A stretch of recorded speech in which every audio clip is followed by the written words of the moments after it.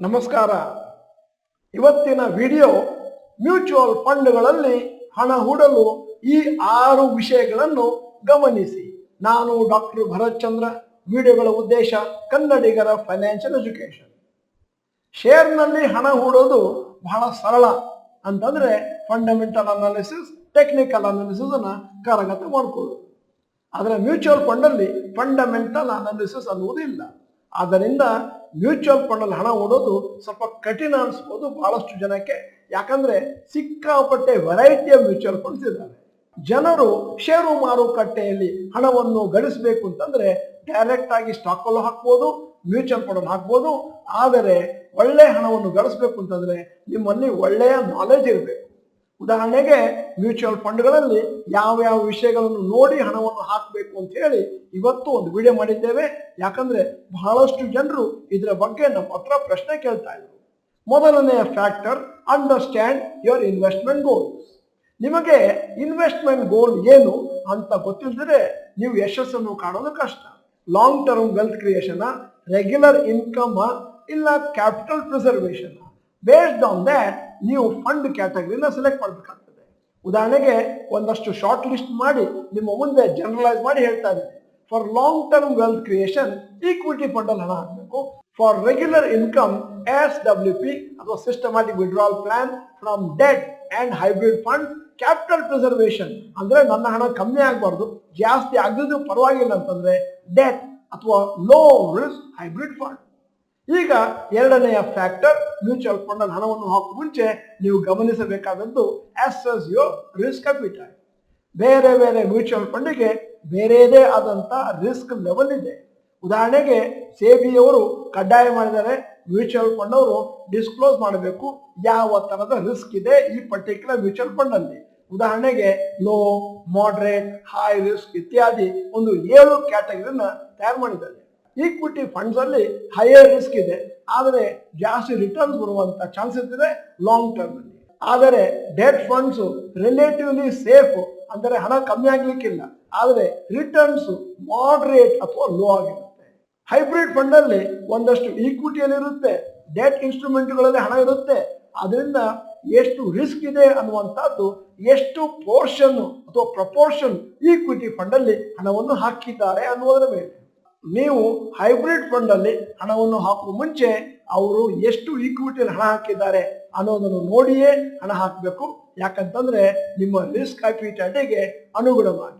ಬಹಳಷ್ಟು ಜನ ನಾವು ನೋಡಿದ ಹಾಗೆ ಹಿಂದಿನ ದಿನಗಳಲ್ಲಿ ಎಷ್ಟು ಲಾಭ ಬಂದಿದೆ ಅಂತ ನೋಡ್ಕೊಂಡು ಹಾಕ್ತಾರೆ, ರಿಸ್ಕ್ ಅಪಿಟೈಟ್ಗೆ ಅನುಗುಣವಾಗಿ ಹಾಕೋದಿಲ್ಲ. ಮುಂದೆ ಕೈಯನ್ನು ಹಿಸ್ಕೊಳ್ತಾರೆ, ಮತ್ತೆ ಇಡೀ ಮ್ಯೂಚುವಲ್ ಫಂಡ್ ನ ಬೈತಾ ಇರ್ತಾರೆ. ಈಗ ಮೂರನೆಯ ಫ್ಯಾಕ್ಟರ್, ಮ್ಯೂಚುವಲ್ ಫಂಡ್ ಅಲ್ಲಿ ಹಣವನ್ನು ಹಾಕುವ ಮುಂಚೆ check long term historical data. Finance ನಲ್ಲಿ ಒಂದು ಗಾದೆ ಮಾತಿದೆ, past performance does not guarantee future results. ಅಂದರೆ ಹಿಂದಿನ ದಿನಗಳಲ್ಲಿ ಈ ತರದ ಲಾಭ ಬಂದಿದೆ ಅಂತಂದ್ರೆ ಮುಂದೆ ಹೀಗೆಯೇ ಬರಬೇಕು ಅನ್ನುವಂತ ನಿಯಮ ಇಲ್ಲ. ಆದರೆ ನೀವೇನಾದ್ರೂ ಹಿಂದಿನ ದಿನಗಳಲ್ಲಿ ಎಷ್ಟು ರಿಟರ್ನ್ಸ್ ಬಂದಿದೆ ಅಂತ ನೋಡಿದ್ರೆ ಅವಾಗ ನಿಮಗೊಂದಷ್ಟು ಐಡಿಯಾ ಸಿಗುತ್ತೆ. ಮತ್ತು ಆ ರಿಟರ್ನ್ಸ್ ಕನ್ಸಿಸ್ಟೆಂಟ್ ಆಗಿದೆಯೋ ಇಲ್ವೋ ಅದನ್ನು ಕೂಡ ಚೆಕ್ ಮಾಡಬೇಕು. ಆದ್ದರಿಂದ ಯಾವುದೇ ಹಣವನ್ನು ಮ್ಯೂಚುವಲ್ ಫಂಡ್ ಅಲ್ಲಿ ಹಾಕುವ ಮುಂಚೆ ನೀವು ಪಾಸ್ಟ್ ಪರ್ಫಾರ್ಮೆನ್ಸ್ ನೋಡಬೇಕು, ಹಿಸ್ಟಾರಿಕಲ್ ರಿಟರ್ನ್ಸ್ ನೋಡಬೇಕು 3, 5, 10 ವರ್ಷಗಳ ಅವಧಿಯಲ್ಲಿ, ಮತ್ತು ಅದನ್ನು ಇತರ ಪಿಯರ್ ಫಂಡ್ಸ್ ಮತ್ತು ಬೆಂಚ್ ಮಾರ್ಕಿಗೆ ಹೋಲಿಕೆ ಮಾಡಬೇಕಾಗುತ್ತೆ. ನಾಲ್ಕನೆಯ factor, evaluate the fund managers track record. ಯಾವುದೇ ಒಂದು ಮ್ಯೂಚುವಲ್ ಫಂಡ್ ಅಲ್ಲಿ ಒಳ್ಳೆಯ ಲಾಭ ಬರಬೇಕು ಅಂತಂದ್ರೆ ಫಂಡ್ ಮ್ಯಾನೇಜರ್ಸ್ ಎಕ್ಸ್ಪೀರಿಯನ್ಸ್ ಮತ್ತು ಸ್ಟ್ರಾಟಜಿ ಬಹಳ ಇಂಪಾರ್ಟೆಂಟ್ ಆಗುತ್ತೆ. ಅದನ್ನ ನೀವು ಸ್ಟಡಿ ಮಾಡಬೇಕು. ಅವರ ಟ್ರ್ಯಾಕ್ ರೆಕಾರ್ಡ್ ಸ್ಟಡಿ ಮಾಡಬೇಕು, ಅವರ ಎಕ್ಸ್ಪೀರಿಯನ್ಸ್ ಸ್ಟಡಿ ಮಾಡಬೇಕು, ಮತ್ತು ಹಿಂದಿನ ದಿನಗಳಲ್ಲಿ ಯಾವ ಫಂಡ್ಗಳನ್ನು ಮ್ಯಾನೇಜ್ ಮಾಡಿದ್ದಾರೆ ಅದನ್ನು ಕೂಡ ನೋಡಬೇಕು. ಬಹಳಷ್ಟು ಸತಿ ಯಾವುದೋ ಒಂದು ಕಂಪನಿಯಲ್ಲಿ ಫಂಡ್ ಮ್ಯಾನೇಜರ್ ಚೇಂಜ್ ಆಗ್ತಾರೆ, ಆವಾಗ ನೀವು ಅವರ ಹಿಂದಿನ ದಿನಗಳ ಪರ್ಫಾರ್ಮೆನ್ಸ್ ನೋಡಬೇಕಾಗತ್ತೆ, ಮತ್ತು ಹಿಂದಿನ ದಿನಗಳಲ್ಲಿ ಎಷ್ಟು ಲಾಭವನ್ನು ಕೊಟ್ಟಿದ್ದಾರೆ ಅದನ್ನು ಕೂಡ ನೋಡಬೇಕಾಗತ್ತೆ. ಈಗ ಐದನೆಯ factor, all funds of A fund house when not be doing well. ಇದು ಬಹಳ ಇಂಪಾರ್ಟೆಂಟ್. ಲೇಮನ್ ಟರ್ಮಿನಾಲಜಿ ಹೇಳ್ತೇನೆ. ಬಹಳ ಜನ ನಮ್ಗೆ ಹೇಳ್ತಾರೆ SBI ಮ್ಯೂಚುವಲ್ ಫಂಡ್ಗಳು ಹಣ ಹಾಕಿ, HDFC ಹಾಕಿ ಇತ್ಯಾದಿ. ಅಂದರೆ ಅವರ ಮನಸ್ಸಿನಲ್ಲಿ ಏನಿದೆ ಅಂತಂದ್ರೆ SBI ಇರುವಂತಹ ಎಲ್ಲಾ ಫಂಡ್ಗಳು ಅಥವಾ HDFC ಮ್ಯೂಚುವಲ್ ಫಂಡ್ ಇರುವ ಎಲ್ಲಾ ಫಂಡ್ಗಳು ಬಹಳ ಚೆನ್ನಾಗಿ ಪರ್ಫಾರ್ಮ್ ಮಾಡ್ತಾ ಇದ್ದಾವೆ. ಇದು ನಿಜ ಅಲ್ಲ. ಬಹಳ ಜನ ಅದರ ಬಗ್ಗೆ ಯೋಚನೆ ಮಾಡಿರುವುದಿಲ್ಲ. ಇದೇ ರೀತಿ ನಮಗೂ ಕೂಡ ಬಹಳ ಜನ ಕೇಳ್ತಾರೆ, ಇಂತಹ ಕಂಪನಿಯಲ್ಲಿ ಕೊಡಿ, ನಾವು ಈ particular fund is not doing well ಅಂದ್ರೂ ಅರ್ಥ ಆಗೋದಿಲ್ಲ. ನಿಮಗೆ ಅರ್ಥ ಆಗಲಿ ಅಂತ ಹೇಳಿ ಒಂದು ಉದಾಹರಣೆ ಕೊಡ್ತಾ ಇದ್ದೇನೆ. ಯಾವುದೋ ಒಂದು ಕಂಪನಿಯಲ್ಲಿ ಲಾರ್ಜ್ ಕ್ಯಾಪ್ ಫಂಡ್ ಬಹಳ ಚೆನ್ನಾಗಿರ್ಬೋದು, ಅಂದರೆ ಮ್ಯೂಚುವಲ್ ಫಂಡ್ ಕಂಪನಿಯೇ ಇರಲಿ.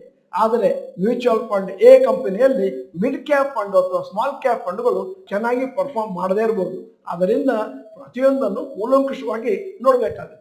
ಈಗ 6ನೆಯ ಮತ್ತು ಕೊನೆಯ ಪಾಯಿಂಟ್, ಮ್ಯೂಚುವಲ್ ಫಂಡ್ ಅಲ್ಲಿ ಹಣವನ್ನು ಹಾಕೋ ಮುಂಚೆ ಕನ್ಸಿಡರ್ ಮಾಡಬೇಕಾಗಿರೋದು, are you planning lumpsum or SIP? ನೀವು ಡಿಸೈಡ್ ಮಾಡಬೇಕು, ಹಣವನ್ನು ಲಂಸಮ್ ಹಾಕ್ತಾ ಇದ್ದೀನೋ, SIP ಹಾಕ್ತಾ ಇದೀನೋ, ಅಥವಾ ಎಲ್ಲರ ಕಾಂಬಿನೇಷನ್ ಹಾಕ್ತಾ ಇದ್ದೀನಿ. ಯಾಕಂದ್ರೆ ನೀವು ಸ್ವಲ್ಪ ರಿಸರ್ಚ್ ಮಾಡಬೇಕಾಗುತ್ತೆ, ಯಾವ ಫಂಡು ಸೂಟಬಲ್ ಇದೆ. ಸಾಮಾನ್ಯವಾಗಿ ಲಂಸಮ್ ಅಮೌಂಟ್ ಅನ್ನು ಹಾಕ್ತೇನೆ ಅಂತಂದ್ರೆ ನಾವು ನಮ್ಮ ಎಕ್ಸ್ಪೀರಿಯನ್ಸ್ ಹೇಳೋದು, ದಯವಿಟ್ಟು ಅದನ್ನ ಕೆಲವು ತಿಂಗಳು ನೀವು ಸ್ಪ್ರೆಡ್ ಮಾಡಿ. ಯಾಕಂದ್ರೆ ಅದರಿಂದಾಗಿ ಮಾರ್ಕೆಟ್ ವಾಲಟಾಲಿಟಿಯಲ್ಲಿ ನಿಮ್ಗೆ ಅಡ್ವಾಂಟೇಜ್ ಆಗುತ್ತೆ. ಒಂದು ಒಳ್ಳೆಯ ರೇಟಲ್ಲಿ ಯೂನಿಟ್ಗಳು ಲಭ್ಯ ಆಗ್ತವೆ. ಅದರಲ್ಲೂ ಈಕ್ವಿಟಿ ಫಂಡ್ ಅಲ್ಲಿ ಹಾಕೋ ಮುಂಚೆ ಲಂಸಮ್ ಹಾಕೋ ಬಗ್ಗೆ ಬಹಳಷ್ಟು ಯೋಚನೆ ಮಾಡಬೇಕಾಗುತ್ತೆ. ಯಾಕಂತಂದ್ರೆ ಒಂದಷ್ಟು ವಾಲಟಾಲಿಟಿ ಇದ್ದಾಗ ಮಾರುಕಟ್ಟೆ ಕೆಳಗೆ ಬೀಳುತ್ತೆ, ಮೇಲಕ್ಕೆ ಹೋಗುತ್ತೆ. ಅಕಸ್ಮಾತ್ ನೀವೇನಾದ್ರೂ ಮಾರುಕಟ್ಟೆ ತುಂಬಾ ಚೆನ್ನಾಗಿ ಬಿದ್ದಿದೆ, ಇದೀಗ ಹೂಡುವ ಸಮಯ ಅಂತಂದ್ರೆ ಆವಾಗ ಯೋಚನೆ ಮಾಡಿ ಲಂಸಮ್ ಹಾಕುವ.